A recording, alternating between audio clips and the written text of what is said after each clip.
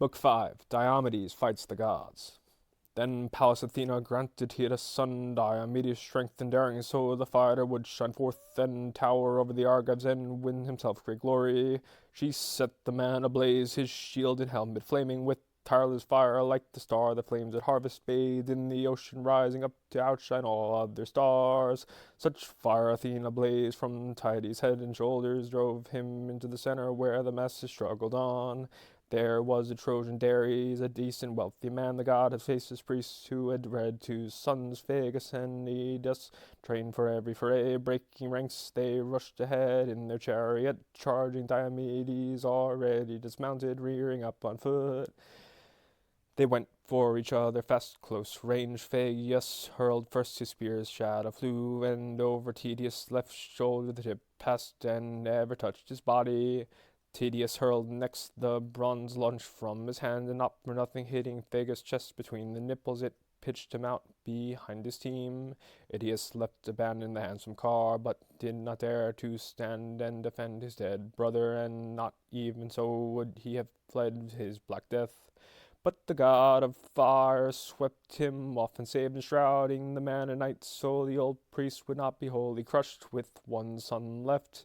But high-hearted Tydeus threw away the team, and gave them to aids to lash both horses back to the hollow ships.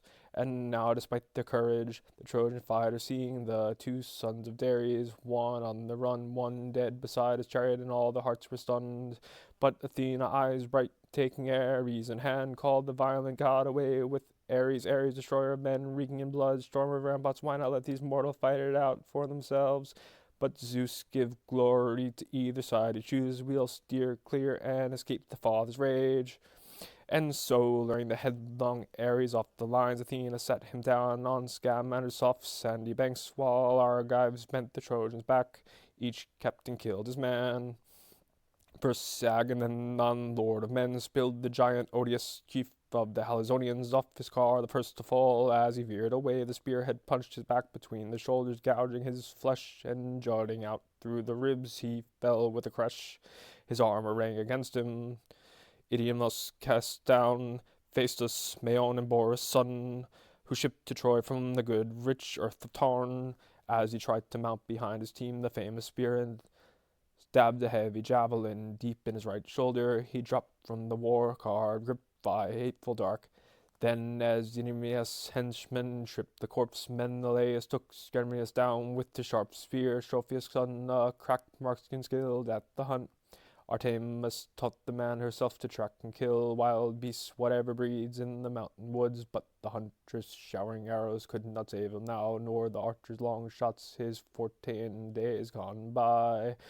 No, now Menelaus, the great spearman, ran him through square between the blades as he fled and raced ahead, tearing into his flesh, drilling out through his chest. He crashed face down, his armor clanged against him. Meriones killed Phereclus, son of Tecton, son of the blacksmith Harmon. The fighter's hands had the skill to craft all kinds of complex work. Since Pallas Athena loved him most, her protege, who had built Paris his steady balanced ship, trimmed launchers of death, freighted with death for all of Troy, and now for the shipwright too. What could the man know of all the gods' decrees? Marinus sought him quickly, running down him hard, and speared him low in the right buttock. The point pounding under the pelvis jammed and pierced the bladder. He dropped to his knees, screaming death swirling around him.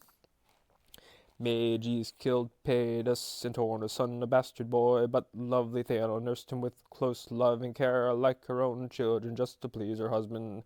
Closing Megas gave him some close attention to the famous spear and struck behind the skull, just at his neck cord, the razor beard slicing straight up through the jaws, cutting away the tongue. He sank in the dust, teeth clenching the cold bronze.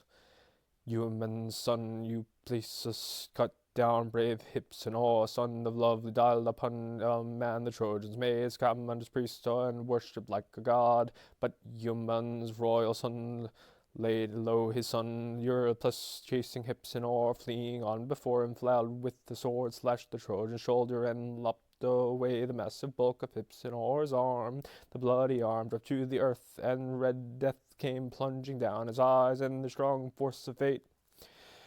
So they worked away in the rough assaults, but Diomedes, which side was the fighter on, you could not tell. Did he rampage now with the Trojans or the Argives? Down the plain he stormed like a stream in spate, a routing winter torrent sweeping away the dikes. The tight piled dikes can't hold it back any longer. Banks shoring blooming vineyards cannot curb its course. Flesh flood bursts as the rains from Zeus poured down their power. Acre on acre the well-dug work of farmers crumbling under it.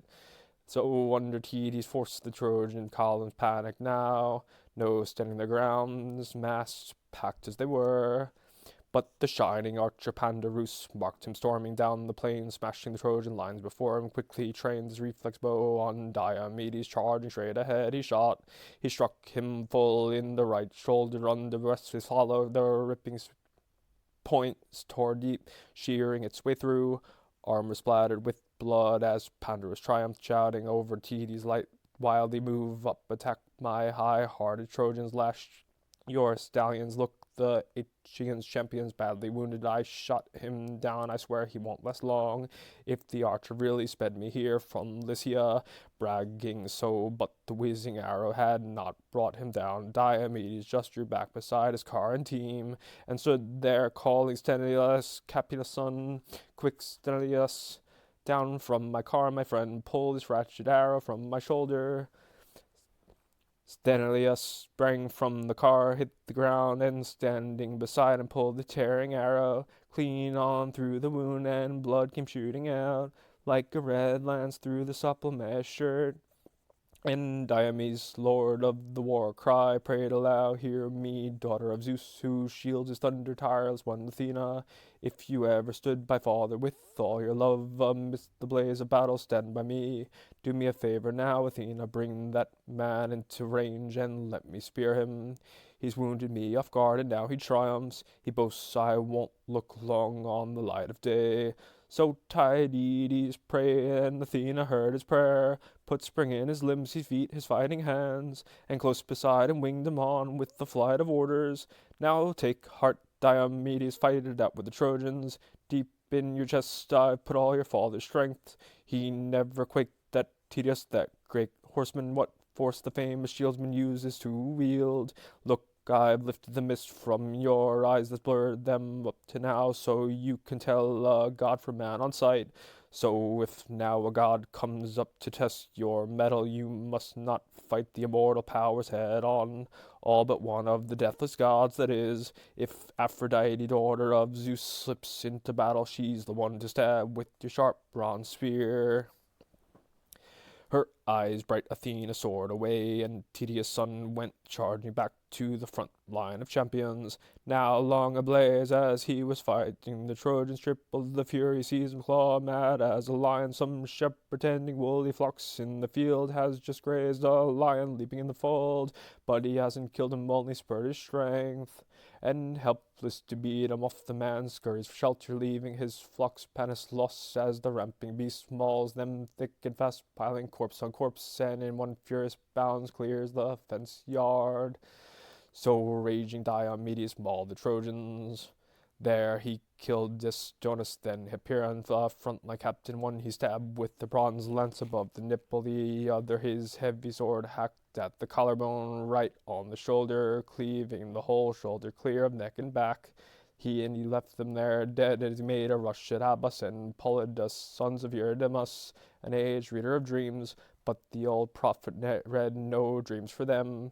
When they set off for Troy, Diomedes laid them low, then swung to attack the two sons of Phaenops, hardy Xanthos and Thune, both men grown tall, as their father strength away with wasting age. He'd never breed more sons to leave his riches too. The son of Tydeus killed the two men of them on spot. He ripped the dear life out of both and left their father tears and wrenching grief. And he never welcomed his two sons home from war alive. In the flesh the distant kin would carve apart their birthright.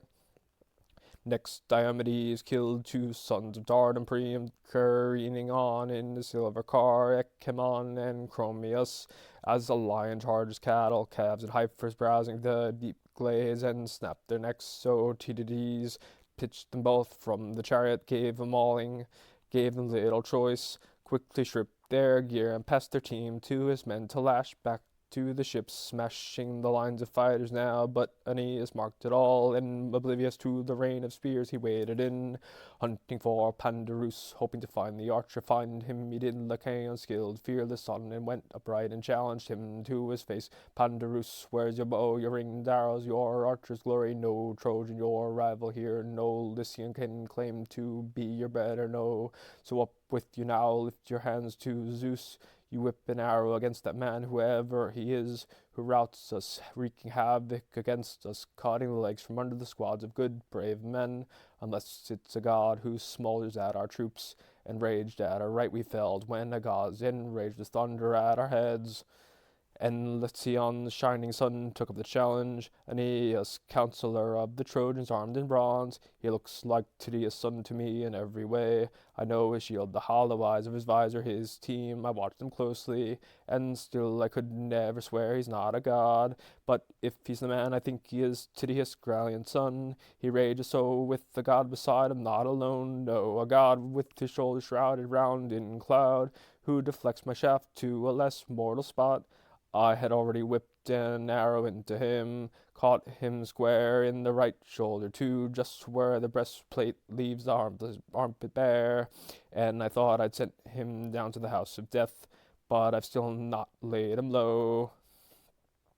So it is some god rampaging, and here I am, no chariot, no team to speed me on, but back in Lycian's halls are 11 war cars, beauties all fresh from the smith, and fire new, and blankets spread across them, and beside each a brace of stallions, standing poised and pawing, champing their oats and barley glistening white.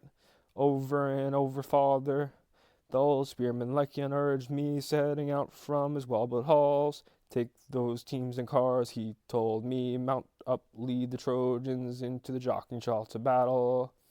But would I listen so much better if I had to spare my teams. They never starved for fodder, crammed with the fighters, bred to eat their fill. So I left them there, I made it to Troy on foot, trusting my bows and arrows and a lot of good I was yet to get from them.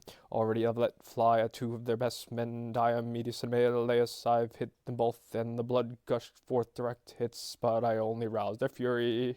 What bad luck to snatch this curved bow off its peg that day I marched my Trojans hard to your lovely town of Troy to please Prince Hector. But if I get home again and set my eyes on my native land, my wife and my fine house with the high vaulting roof, let some stranger cut my head off then and there if I don't smash this bow and fling it in the fire. The gear I packed is worthless as the wind. Aeneas the Trojan captain shocked him sharply. No talk of turning for home, no turning the tide, till we wheel and face this man with team and car, and fight it out with weapons hand to hand. Come up with you now, climb aboard my chariot, so you can see the breed of Tros' team there flare for their own terrain as they gallop back and forth. One moment in flight, the next in hot pursuit, they'll sweep back to the city, back to safety. If Zeus hands Tydeus' son the glory once again, quick, take up the whip and glistening reins. I'll dismount from the car and fight on foot, or you engage the man and leave the team to me. The shining son of Lycaon made the choice. Take up the reins yourself, Aeneas, do there your team. They'll haul their curving chariots so much better under the driver. They know best. If we have to retreat from Diomedes. God forbid they panic skittish with fear, buck and ever pull us from the fighting. Miss your own voice as Tydeus' son attacks, you kill us both and drive us his prizes. So drive them yourself, your chariot and your team, and let them charge. I'll take 'em on with the sharp spear. Both men agreed, boarding the blazing chariot, wildly heading their racers at Diomedes now. Capaneus, good son, Cephalus, saw them coming, and quickly alerted Diomedes, warned his flying. Tydides, joy of my heart, dear comrade, look, I see two men, and they're bearing down to fight you there. Powers enormous, one's a master archer, Pandarus, son of Lycian, so he boasts. The others Aeneas claims Aeneas' blood, the noble Achises, but his mother's Aphrodite. Come up, you go in your chariot, give ground now, no charging the front ranks, you might lose your life. But powerful Diomedes froze him with the glance, not a word of retreat, you'll never persuade me. It's not my nature to shrink from battle, cringe in fear, with the fighting strength still steady in my chest. I shrink from mounting or chariot, nor retreat on foot. As I am, I'll meet the man to man. Athena would never let me flinch. Those to their horses will never sweep them clear from us. Not both men, though they one or another may escape. One more thing, take it to heart, I tell you, if part of Athena's plan gives me the honor to kill them both, you check our racers here. You lash them fast to our rails, then dash for Aeneas' horses. Don't forget, drive them out of the Trojan lines and into ours. They are the very strain far-seeing Zeus gave to Tros, payment in full for stealing Ganymede. Tros, his son, the purest, strongest breed of all the stallions, under the dawn and light of day. Lord Anchises stole from that fine stock behind Laodaman's back, Tros his grandson, and heir to Tros' teams. He put some heirs to the lusty stallions once, and they foaled him a run of 6 in his royal house, for he kept for himself to rear in his own stalls. But the 2 you see in action he gave to Aeneas, both of them striking terrors. Would to God we'd take them both, we'd win ourselves great fame. Wavering back and forth as the 2 attackers closed in a rush, whipping that purebred team along, and Pandarus shouted first, what mad bravado, lofty tedious boy will brave it out, so my arrow failed to bring you down, my tearing shot now for a spear, we'll see if this can kill you. Shaft poised he hurled, and its long shadow flew, and it struck to his shield, the brazen spearhead winging, drilling right on through his breastplate. Pandarus yelling over him wildly, now you're hit clear through the side, you won't last long, I say, now the glory's mine. But never shaken, staunch Diomedes shot back, no hit you missed, but the 2 of you will never quit this fight, I'd say, till one of you drops and dies and gluts with blood. Ares, who hacks at men behind his rawhide shield, with that he hurled, and Athena drove the shaft, and it split the archer's nose between the eyes. It cracked his glistening teeth, the tough bronze cut off his tongue at the roots, smashed his jaw, and the point came ripping out beneath his chin. He pitched from his car, armor clanged against him, a glimmering blaze of metal dazzling round his back. The purebreds reared aside, hoofs pawing the air, and his life and power slipped away on the wind. Aeneas sprang down with the shield in heavy sphere, fearing the Argives might just drag away the corpse somehow, somewhere. Aeneas straddled the body proud in his fighting power, like some lion shielded the corpse with spear and round buckler, burning to kill off any man who met him face to face. And he loosed a blood-curdling cry, just as Diomedes hefted a boulder in his hand, a tremendous feat. No 2 men could hoist it, weak as men are now, but all on his own he raised it high with ease, flung it, and struck Aeneas' thigh where the hip bone turns inside the pelvis, the joint they call the cup. It smashed the socket, smashed the tendons too, and the jagged rock tore back the skin in shreds. The great fighter sank to his knees, bracing himself with one strong forearm planted against the earth, and the world went black as night before his eyes. And now the prince, the captain of men, Aeneas, would have died on the spot if Zeus's daughter had not marked him quickly, his mother Aphrodite, who bore him down to King Aeneas, standing cattle once round her beloved son. Her glistening arms went streaming, flinging forth her shining robes before him, only a fold, but it blocked the weapons hurtling toward his body. She feared some Argive fast with chariot team might hurl bronze in his chest and rip his life out. She began to bear her dear son from the fighting, but Campenius' son did not forget the commands of the Lord of Warcry, put him under. Sthenelus checked his own racers clear of the clash of battle, lashed them tight to his chariot rails with reins, and dashed for Aeneas' glossy full-maned team, and drove them out from the Trojan lines and into his. He passed them on to deep Iliad, a friend in arms placed behind all the comrades his own age. Their minds worked as one to drive to the ships as Sthenelus, mounted behind his own chariot, now seized the glimmering reins and whipped his team, his strong heart horses ahead at breakneck speed, rearing, plunging to overtake the captain Diomedes, but he with his ruthless bronze was hunting Aphrodite. Diomedes, knowing her for the coward goddess she is, none of the mighty gods who marshal men to battle, neither Athena nor Enyo, of cities, not at all. But once he caught her, stalking her through the onslaught, gallant Tydeus' offspring rushed her, lunging out, thrusting his sharp spear at her soft breast, and the brazen point went slashing through her flesh, tearing straight through the fresh immortal robes the Graces themselves had made her with their labor. He gouged her just where their wristbone joins the palm, and immortal blood came flowing quickly from the goddess, the ichor that courses through the veins. The blessed gods, they eat no bread, they drink no shining wine, and the goddess are bloodless, so we call them deathless. A piercing shriek she reeled and dropped her son, but Phoebus Apollo plucked him in his hands and swathed him round in a swirling dark mist, for fear some Argive fest with chariot team might hurl bronze in his chest and rip his life out.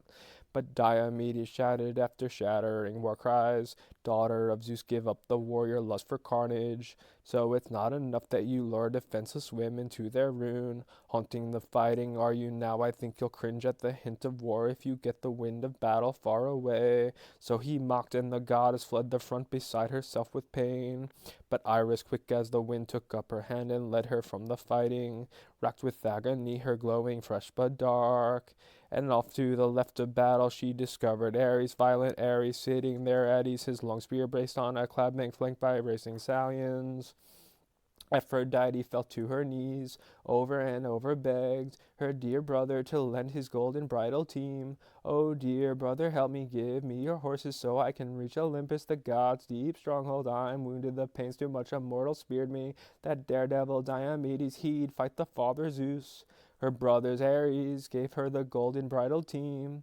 Heart writhing in pain, she climbed aboard the car, and Iris climbed beside her, seized the reins, whipped the team to a run, and on the horses flew, holding nothing back. In a moment they had reached the immortal stronghold, steep Olympus. Wing quick Iris curbed the team, and loosing them from the chariot, threw ambrosial fodder down from before their hooves. The deathless Aphrodite sank in Diomedes' lap, and her mother, folding her daughter in her arms, stroked her gently, whispered her name, and asked, "Who has abused you now, dear child? Tell me, who of the sons of heaven so unfeeling cruel? Why, it's as if they had caught you in public doing something wrong." And Aphrodite, who loves eternal laughter, sobbed in answer, "Son of Tydeus, stabbed me Diomedes, that overwhelming insolent, all because I was bearing off my son from the fighting. Aeneas, dearest to me of all the men alive. Look down, it's no longer ghastly war for Troy and Achaea, and now I tell you the Argives fight the gods." Dione, the light and loveliest of immortals, tried to calm her patience. "So my child, bear up now, despite your heart-struck grief. How many gods who hold the halls of Olympus have to had endure such wounds from mortal men? Whenever we tried to cause each other pain, Ares had to endure it. When giant Ephialtes and Otis and son of Eleus bound him in chains he could not burst, trust him in a brazen cauldron 13 months, and despite the gods' undying lust for battle, Ares might have wasted away there on the spot if the monster stepmother, beautiful Ereboa, had not sent for Hermes, and out of the cauldron Hermes stole him away, the war god breathing his last, all but broken down by the ruthless iron chains. And Hera endured it too. At that time Amphitrion's son, mighty Heracles, hit her deep in her right breast with a 3-barbed shaft, and pain seized her, nothing calmed the pain. Even tremendous Hades had to endure that flying shaft like all the rest. When the same man, the son of thunder, shielded Zeus, shot him in Pylos, there with the troops of battle dead, and surrendered death to pain. But Hades made his way to craggy Olympus, climbed to the house of Zeus, stabbed with agony, grief struck to the heart, the shaft driven down into his massive shoulder, grinding down his spirit. But the healer applied his pain-killing drugs and sealed Hades' wounds, and he was not born to die. Think of that breakneck Hercules, his violent work, not a care in the world for all the wrongs he'd done. He and his arrows raking the gods who hold Olympus.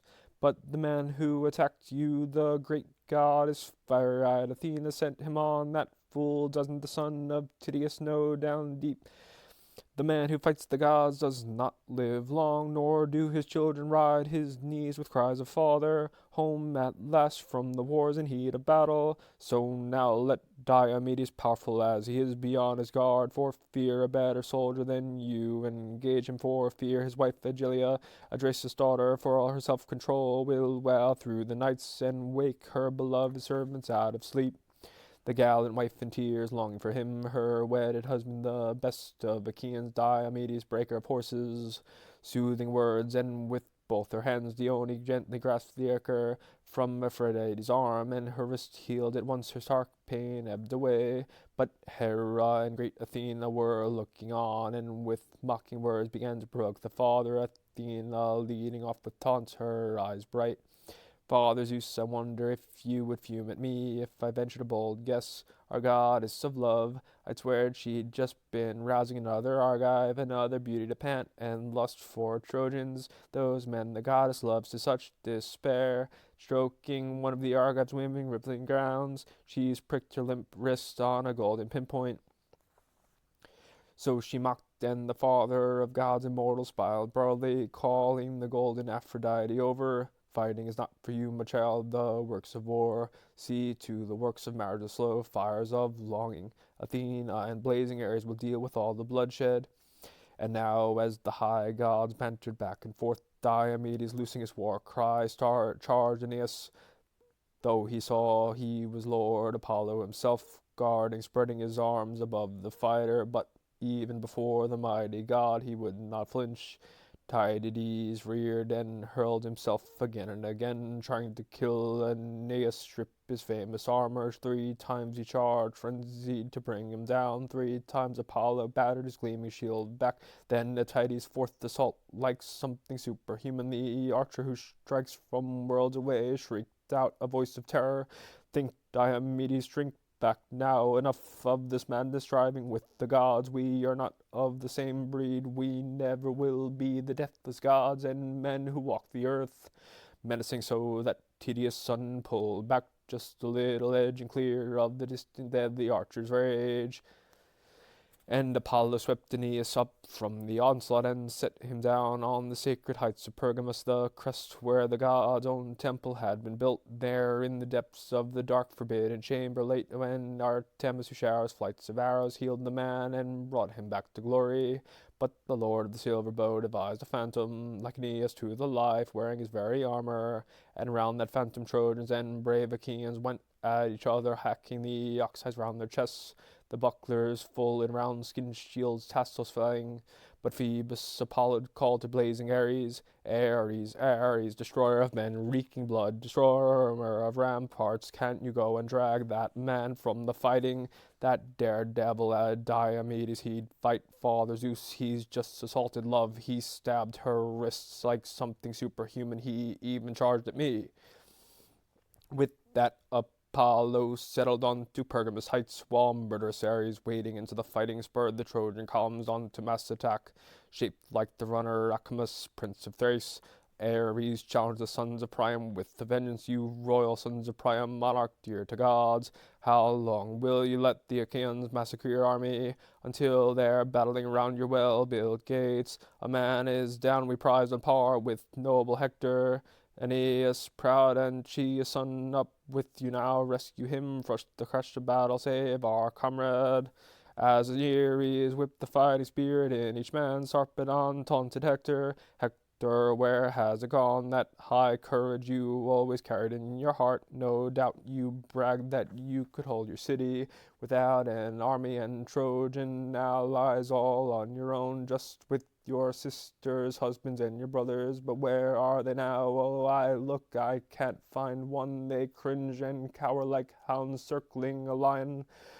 We, your allies, here we do your fighting for you, and I myself, Hector, your ally to the death. A good long way I came from distant Lycia, not far from Xanthus rapids, where I left my loving wife, my baby's son. Great riches to the lasting envy of every needy neighbor. And still I lead our Lycians into battle myself. I chafe to face my man full force, though there's not a scrap of mine for looting. Here no cattle or gold the foe could carry off, but you just stand there, don't even command the rest to brace and defend their wives.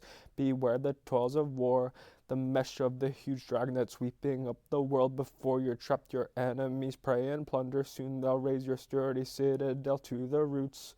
All this should obsess you, Hector, night and day. You should be begging the men who lead your allies' famous ranks to stand and fight for all their worth. You'll ward off all the blame they hurl against you.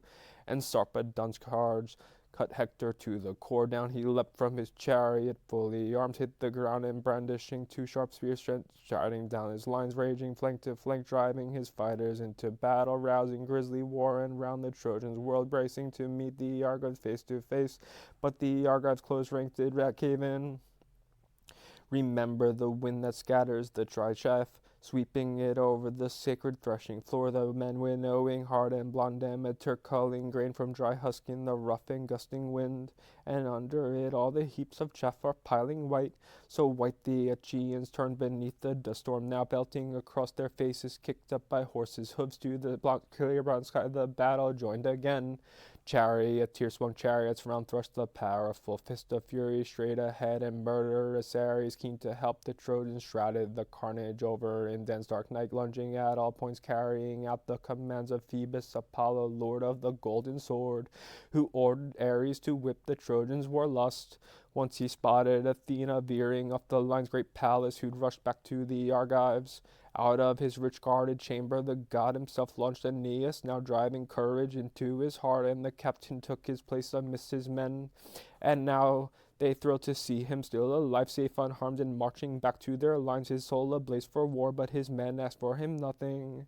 The labor of battle would not let them more labor, urged by the god of the silver bow, and men destroying Ares and strife faring on headlong on.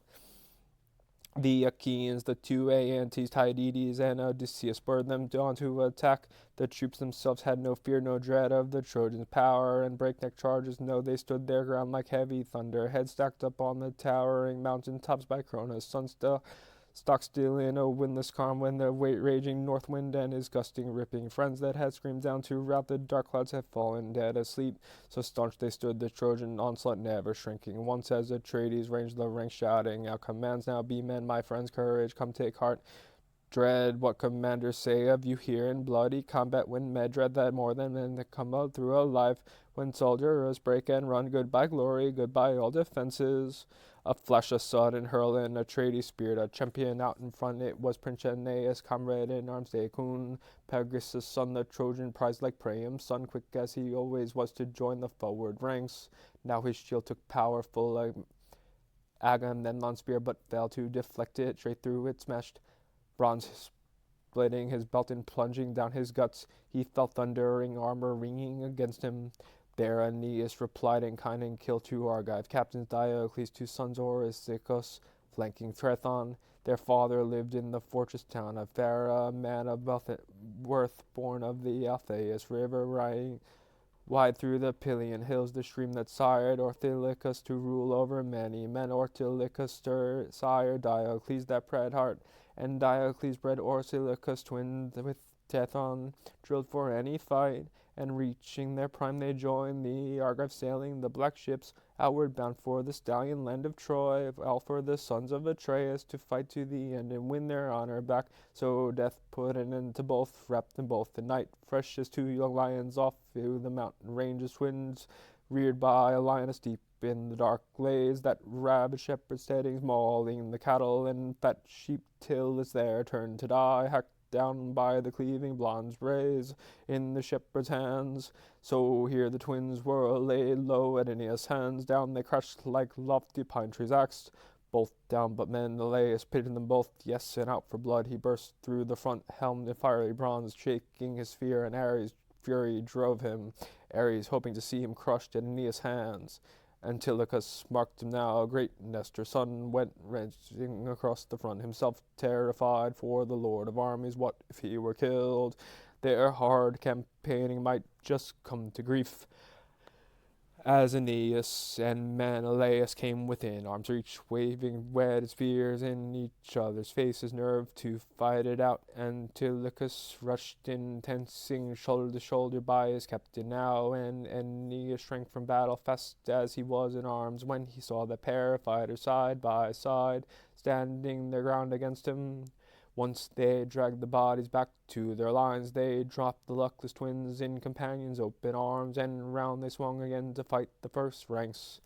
And next they killed Palamedes, tough as Ares, a hack captain heading the Paphlagonian shields, men, hot-blooded men, Menelaus, the famous spearman,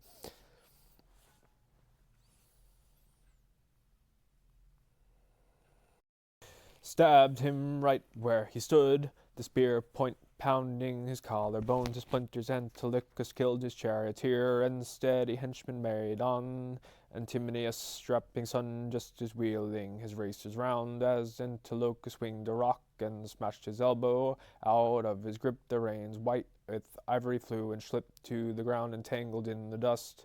Until Locus sprang, he plunged a sword in his temple, and Mydon, gasping, hurled from his bolted car, face first, head and shoulders struck in a dune for a good long time, for the sand was soft and deep his lucky day, till his own horses trampled him down flat, as Antilochus lashed them hard and drove them back to Achaea's waiting ranks. But Hector marked them across the lines, and rushed them now with the cry, and Trojan shock troops backed him full strength, and Ares led them in with the deadly Queen Enyo, bringing uproar, the savage chaos of battle, the god of combat wielding his giant shaft in hand, now raging ahead of Hector, now behind him, Ares there, and for all his war cries Diomedes shrank at the sight, as a man at a loss, helpless, crossing a vast plain, halts short at a river rapid surging out to sea, takes one look at the water roaming up in the foam, and springs back with the leap. So he recoiled, shouting out to comrades, "O my friends, what fools were we to marvel at wondrous Hector! What a spearman," we said, "and what a daring fighter! But a god goes with him always, beating off disaster. Look, that's Ares beside him now, just like a mortal. Give ground, but faces fronting the Trojans, always no use trying to fight the gods in force." So he warned as the Trojans charged them harder, and Hector, lunging, leveled a pair of men who knew the joy of battle, riding a single chariot, Menesthes and Anchialus. Down they went, and the great Ajax pitied both. He strode to their side, and loomed there, loosed a gleaming spear, and struck down Amphius, Elagus' son, who had lived at ease in Pasus, rich in possessions, rich in rolling wheatland. But destiny guided Amphius on, a comrade sworn to the cause of Priam and all Priam's sons. Now giant Ajax speared him through the belt, deep in the guts the long shadowy shaft struck, and down he fell with a crush as glorious Ajax rushed him to strip his armor. Trojans showering spears against him, points glittering round him, his shield retaking repeated hits. He dug his heel in the corpse, yanked his bronze out, but as for the dead man's burnished gear, no hope. The giant was helpless to rip it off his back. Enemy weapons beating against him, worse he dreaded the Trojans too, swarming around him, a tough ring of them, brazen and bristling spears massing, rearing over the comrade's body now, and rugged, strong, and proud as the great Ajax was, they shoved him back, he gave ground, staggering, reeling. So fighters worked away in the grim shocks of war, and Heracles' own son Telemachus, tall and staunch, his strong fate was driving him now against Sarpedon, a man like a god, closing quickly, coming head to head, the sun and the sons of Zeus who marshal storms. Tepus opened up to taunt his enemy first, Sarpedon, master strategist of the Latians. What compels you to cringe and cower here, you raw recruit, green at the skills of battle? They lie when they say you're born of storming Zeus. Look at yourself, how short you fall of the fighter sired by Zeus in the generations long before us. Why they think they that of mighty Hercules there was a man, my father, that dauntless pure spirit, that lion heart, he once sailed here for Lamanon's blooded horses, just with 6 ships and smaller crews than yours, true, but he raised the walls of Troy, he widowed all her streets, you with your coward's heart, your men dying round you, your noble work come out of Lycia. I can tell you no help to Trojans here, for all your power, soldier crushed at my hands will breach the gates of death. But Sarpedon, the Lechian captain, faced him down. Right you are, Tleponos, your great father destroyed the sacred heights of Troy, thanks of course to a man's stupidity, proud Laomedon. That fool, he rewarded all his kindness with abuse, never gave him the mares he'd come so far to win, but the only thing you'll win at my hands here, I promise you, is slaughter and black doom, gouged by my spear. You'll give me glory now, you'll give your life to the famous horseman Death. In fast reply, Tlepolemus raised his ashen spear, and the same moment shafts flew from their hands, and Sarpedon hit him square across the neck. The spear went ramming through pure agony. Black night came swirling down across his eyes. But Tlepolemus' shaft had struck Sarpedon too, the hone tip of the weapon hitting his left thigh, ferocious raging into flesh and scraping bone, but his father beat off death a little longer. Heroic Sarpedon, his loyal comrades bore him out of the fighting quickly, weighed down by the heavy spear shift dragging on, but hurrying so no one noticed or even thought to wrench the ashen javelin from his thigh so the man could hobble right on. They rushed, bent on the work of tending to his body. Tlepolemus far across the lines, the armed Achaeans hauled him out of the fight, and seasoned Odysseus sought his brave spirit, steady ablaze for action now. What should he do? He racked his heart and soul, lunge at Prince Sarpedon, son of storming Zeus, or go at the Lycians' mass and kill them all. But no, it was not the gallant Odysseus' fate to finish Zeus's rugged son with his sharp bronze, so Pallas swung his fury against the Lycian front, whirling, killing Coriolanus, Chromius, and Alastor, killing Alexander and Halius, Pretendus and Noman, and stalwart Odysseus would have killed still more, but tall Hector, his helmet flashing, marked him quickly, plowed through the front, helmed in fiery bronze, filling the Argives' hearts with sudden terror, and Zeus' son Sarpedon rejoiced to see him, striding past and begged him to end his pain. Son of Priam, don't leave me lying here, such easy prey for the Danaans, protect me. Later I'll bleed to death inside your walls. Clearly it's not my fate to journey home again to the fatherland I love, to bring some joy to my dear wife, my baby son. But Hector, his helmet flashing, answered nothing. He swept past him, Hector burning to thrust the Argives back once more, to tear the life and soul out of whole battalions. But Sarpedon's loyal comrades laid him down, a man like a god beneath the fine spreading oak, sacred to Zeus, whose shield is banked with clouds. The veteran Pelagon, one of his closest aides, pulled the shaft of ashwood out through his wound. His spirit left him, a mist poured down his eyes, but he caught his breath again. A gust of the north wind blowing round him carried back the life breath he had gasped away in pain. But the Argive fighters, facing Ares' power and Hector helmed in bronze, they neither turned and ran for their black ships, nor traded blows with enemies man to man. Backing over and over, the Argives gave ground, seeing the Lord of battles lead the Trojan onset. Who was the first they slaughtered, who the last? The brazen god of war, and Hector son of Priam, Teuthras first, Orestes lasher of stallions next, the Aetolian spearman Trachus, Onemus, and Helenus, Onobus' son, and Oresbus, cinched with shining belt, who had lived in Hyle, hoarding his great wealth, his great estate aslope the shores of Lake Cephissus, and around him Boeotians held the fertile plain. But soon as the white-armed goddess Hera saw them, mauling Argive units, caught in the bloody press, she winged her words at Pelus. What disaster! daughter of storming Zeus, tireless one Athena. How hollow our vow to Menelaus that he would sack the mighty walls of Troy before he sailed home. If we let murderous Ares rampage up this way, up now set our minds on our own fighting fury. Hera's challenging goddess, Athena, her eyes of fire, could not resist. Hera, queen of gods, daughter of giant Cronus, launched the work, harnessed the golden bridal team, and Hebe quickly rolled the sails of the chariot, paired the wheels with their 8 spokes, all bronze, and bolted them on at both ends of the iron axle. Fine wheels with bellies of solid deathless gold, and round them burning rims of bronze clamped fast, a marvel to behold. The silver hub spin round on either side of the chariot's woven body.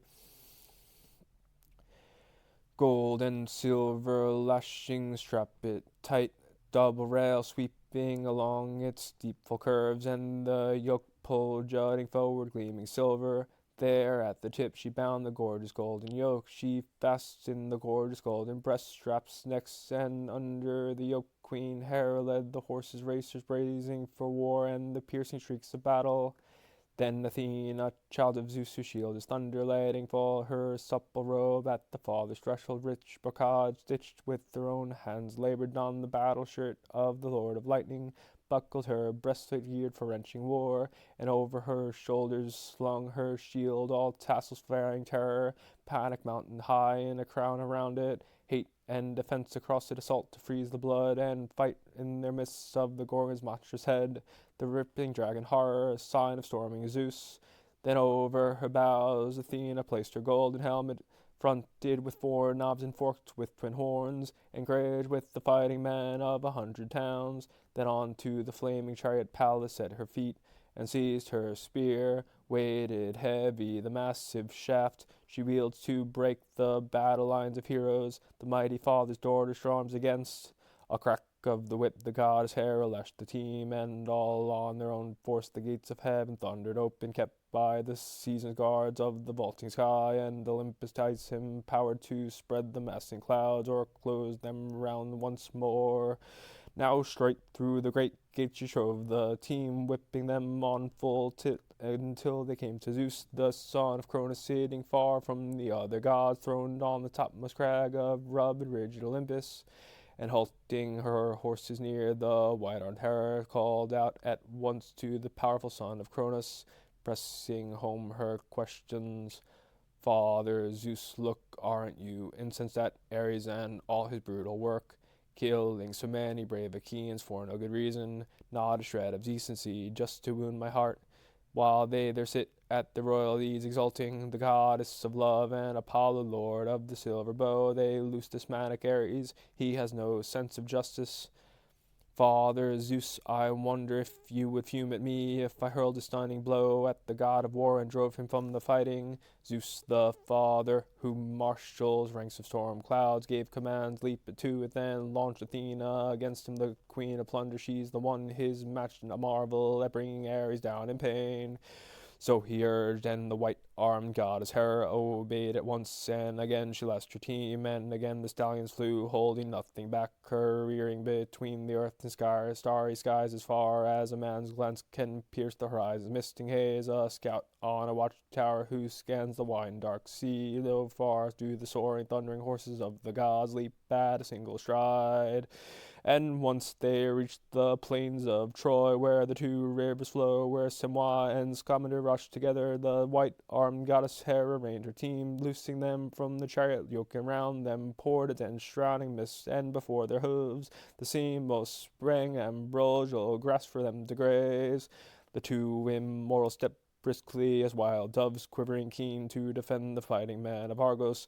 Once they gained the spot where the most and bravest stood, flanking strong Diomedes, breaker of wide stallions, masked like a pride of lions tearing raw flesh, or ramping boars whose fury never flags.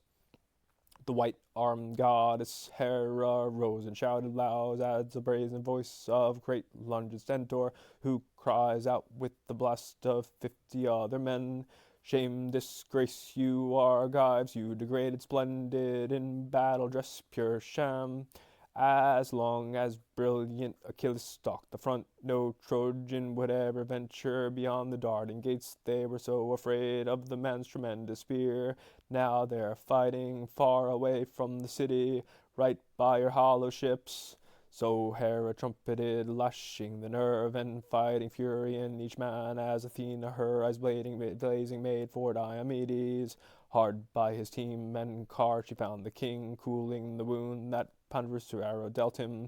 Sweat from under the heavily buckler's flat strap, she rubbed him raw. He was chafed and his arm ached from lifting up the strap, wiping off the blood and the dark clots. Laying hold of the yoke that bound his team, the goddess Pele started so Tydeus' son is half the size of his father, and he was short and slight, but Tydeus was a fighter.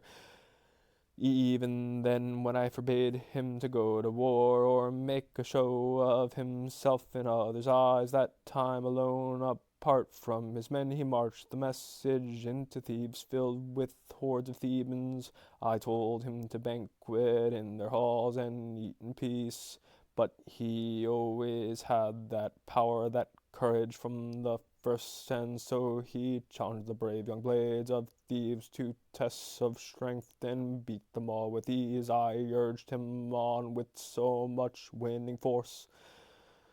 But you, Tydides, I stand by you as well, I guard you too, and with all good will I say, fight it out with the Trojans here. But look at you, fatigue from too much charging has sapped your limbs, that or some lifeless fear has paralyzed you now.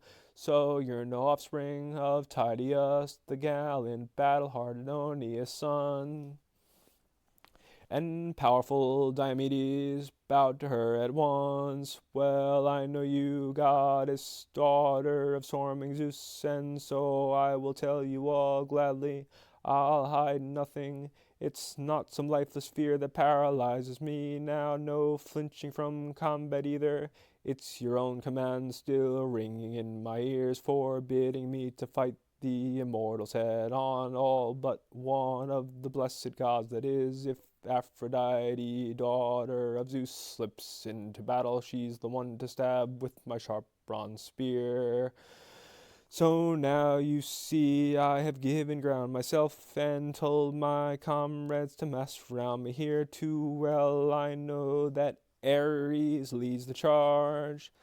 But the goddess roused him on her eyes blazing true, son of Tydeus, Diomedes, joy of my heart, forget the orders, nothing to fear, my friend, neither Ares nor any other god. You too, I'll urge you on with so much winning force. Up now, lash your racing horses at Ares first, strike him at close range, no shrinking away here before that headlong Ares. Just look at the maniac, born for disaster, double-dealing, lying, two-faced god. Just now he promised me and Hera, the war god, swore he'd fight the Trojans, stand behind the Argives. But now look, he's leading the Trojan rampage, he pledges throne to the winds. With that challenge, Athena levered Stenius out of the back of the car, a twist of her wrist, and the man hit the ground, springing aside as the goddess climbed aboard, blazing to fight beside the shining Diomedes. The big oaken axle groaned beneath the weight, bearing a great man and a terrifying goddess. And Pallas Athena seized the reins and whip, lashing the racing horse straight at Ares. The god was just stripping giant Periphas bare, the Aetolians' best fighter, Ochius' noble son. The blood-smeared Ares was tearing off his gear, but Athena donned the dark helmet of death, so not even stark Ares could see her now. But the butcher did see Tydeus' rugged son, and he dropped gigantic Periphas on the spot where he'd just killed him, ripped his life away, and Ares whirled at the stallion, breaking Diomedes, the two of them closing fast, charging face to face. And the god thrust first over Tydeus' yoke and reins, with bronze spear burning to take the fighter's life. But Athena, her eyes of fire, grabbed the flying shaft, flicked it over the car, and off it flew for nothing. And after him Diomedes yelled his war cry, lunging out with his own bronze spear, and Pallas rammed it home deep in Ares' bowels, where the belt clinched him tight. There Diomedes aimed and stabbed, he gouged him down his glistening flesh, and wrenched the spear back out, and the brazen god of war let loose a shriek, roaring, thundering loud as 9,000-10,000 combat soldiers shriek with Ares' fury when massive armies clash. A shudder swept all the ranks, Trojans and Argives both. Terror struck by the shriek the god let loose, Ares, whose lust for slaughter never dies. But now, wild as a black cyclone twisting out of a cloud bank, building up the day's heat, blast and tower so brazen, Ares looked to Tydeus' son Diomedes, soaring up with the clouds to the broad sweeping sky. He quickly gained the god's stronghold, steep Olympus, and setting down by the side of Cronus' great son Zeus, his spirit racked with pain, Ares displayed the blood, the fresh immortal blood that gushed from his wound and burst out in a flight of self-pity. Father Zeus, aren't you incensed to see such violent, brutal work? We everlasting God, oh, what chilling blows we suffer thanks to our own conflicting wills. Whatever we show these mortal men some kindness, and we all must battle you. You brought that senseless daughter into the world, that murderous curse forever bent on crimes, while all the rest of us, every god on Olympus bows to you, each of us overpowered.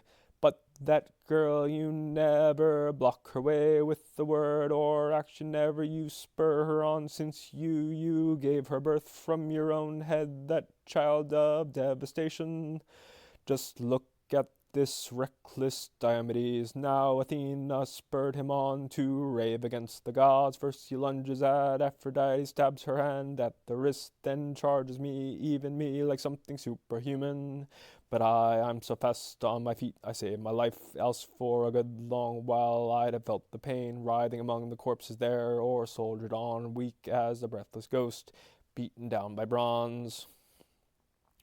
But Zeus, who marshals storm clouds, lowered a dark lance and let loose at Ares. No more you lying two-faced, no more sidling up to me, whining here before me. You, I hate you most of all of the Olympian gods, always dear to your heart, strife, yes, and battles, and the bloody grind of war. You have your mother's uncontrollable rage, incorrigible, that Hera say what I will, I can hardly keep her down. Hera's urgings I trust have made you suffer this, but I cannot bear to see you agonize so long. You are my child.